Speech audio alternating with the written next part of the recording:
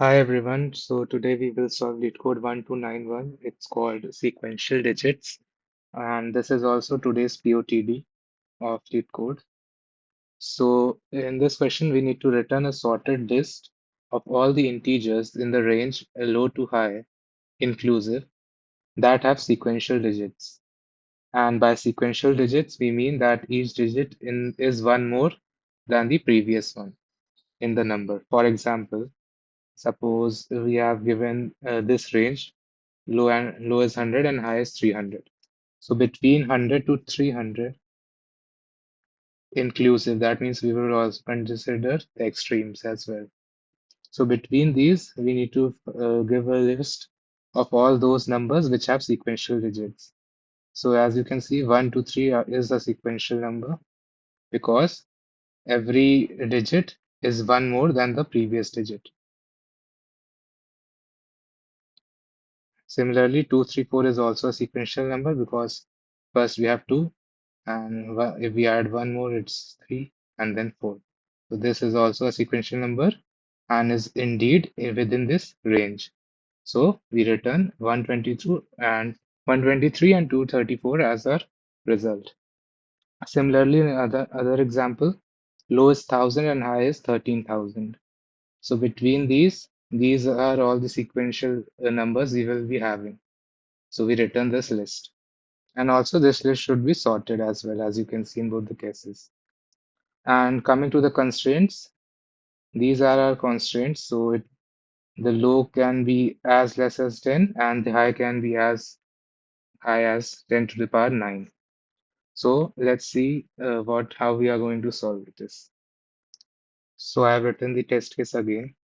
So see, first, the very naive solution would be to run a loop from low to high. And we can, for each value that is within this range, we can call a function that would check whether our current number, we can store it in suppose, or rather I would be our current number, right? So we can call a function that will check whether is the current number is sequential or not. We would pass this I, and if it's true, then we would add a list.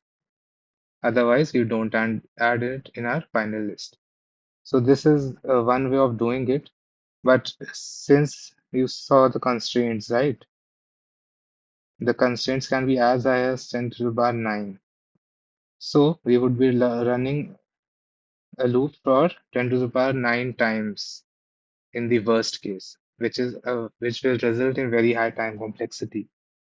So we would avoid this and we would solve this smartly. So let's head over to the optimal approach of solving this. So coming to our optimal approach, so see, we want sequential numbers, right? That have sequential digits in it. So sequential means something that is consecutive, like 1, 2, 3, or 1, 2, or 2, 3, 4, something like that, right? So let's write it from all possible digits are from 1 to 9, right? So this, you would observe that any sequential number we talk about will always be in this, is always a part of this string. Suppose we consider 1, 2, 3. We can find it here. 1, 2, 1, 2 is here, and 2, 3, 4. We can get this here. So what I'm trying to say is any sequential number we talk about will always be in this, will always be a part of this string, the 1 to 9 string. So also I know 0 is also a digit, but we won't having here because the range is from 10 to, see, sequential means which is, greater than the previous digit, but 0 is a single digit number. So it would never be in this category. And also, we are in this string, we will take every digit as a possible, starting digit of the number. Like first, we will consider 1 as the starting digit, then 2, then 3, and similarly till 9. So all these will be our starting digits. So that's why we didn't take 0 because 0 can't be the starting digit. If it's 1, 2, 3, I know we can write it 0, 1, 2, 3, but it's not valid. It's valid, but it doesn't make sense. 0, 1, 2, 3 is also equal to 1, 2, 3 only. So that's why we don't consider 0 in our string. So I hope this point is clear. So when we get a range from low to high, suppose low is 100 and high is 300. So what we would do is we would check every substring of this string and we would check whether that subpart or that substring is within this range or not. And if it is indeed in the range, we would add it in our list. So let me show you with example also, then things will become much more clearer. So every time as I told you, every time we would consider each digit as a starting position. So suppose first we consider 1 as a starting position. So we would create all substrings that have 1 as starting position. So we would get 1, 1, 2, then 1, 2, 3, 1, 2, 3, 4. Similarly, till 9 we can make, right? So this will be a possible substring. Starting from 1, this can be also, this is also a substring, this is also, and similarly we keep on till we reach 9. So these are all the possible substrings which start with 1 as the first, that have 1 as the first digit. So, and also you can observe all of them are sequential in nature. That's why we took this as our main string. So what we will do, first of all, since each one of them are strings, first we would convert into integer. And there's a special function for it. It's called parseInt, integer.parseInt. So we would use that to convert these strings into equivalent numbers. And after we do so, what we would do is we would just check each of them whether they are within our range or not. That is whether they are greater than equal to low and less than equal to high. If so, we would add it in list. So I hope the idea is clear. So as similarly we will do for each digit. So this was for 1. Now we would take 2 as the starting index. So substring starting from 2 are 2, 2, 3, 2, 3, 4, dot, dot, dot, 2, 3, 4, 5, 6, 7, 8, 9. Right? As you can see here also, this is a substring that is starting from 2. This is also true. This is also starting from 2. And similarly, we will get till 9, all the substrings. So for each digit, we would consider it as a starting position and form all the substrings that have that digit as the starting index or starting digit.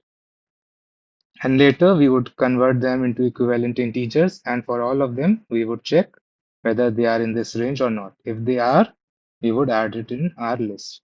And finally, we would sort this list and return it. So I hope the idea is clear. So let me head over to the code so things will become more clear. So I've written the code. So we have written a list of integers and we take low and high as input. So as I told you, we take this main string, which I have named as sequence. So this has a main string which we talked about. And this is the list we would be storing our results in. So we do nothing. I have two nested loops. So the outer loop is for the starting positions. Starting positions. Like as I told you, suppose we had our main string is this, right? So this can be a starting position. This can be a starting position. Similarly, we try every digit as the starting position. So if we index it, it's 0, 1, 2, 3, 4, 5, 6, 7, 8. So we go to 8. That's why I put less than 9, not less than equal to 9. So this is the outer loop. It's for the starting positions. We give every digit, every index a chance to be the starting position. So I hope the outer loop is clear. Then we take a string, subs str. It will store the substrings we have encountered. Also, the inner loop goes from I to the end. This is nothing but sequence.length only, right? Our sequence string's length is 9 only. So what we were doing, suppose our starting digit is 4. So we were doing nothing but extracting all the substrings that were starting from 4, like 4, 4, 5, 4, 5, 6, like that, right? So we went from I, that is our starting position, till the end. So from 4 to 9, that is our end, we covered everything in our substring. So this is the inner loop. It will run from I, that is our starting position, starting digit, to the end and make all the substrings. In first run, it would suppose I is 3. I3 means we have add digit 4. So J starts with I. So first J is also 3 because J is equal to I. So we get substring. In substring we had sequence dot char at J. So char at J is nothing but 4. So first we get 4. Then this would run. I will come to this later. So then again we increase the value of J. J was 3, now it becomes 4. So we add our substring, add this to our substring. So this is sequence.char at J. Char at J means char at 4, and at 4 we have 5. So this becomes 4, 5 now. So I hope it's clear. Similarly, next iteration will become 4, 5, 6, then 4, 5, 6, 7, then 8, then 4, 5, 6, 7, 8, 9. So I hope the working is clear.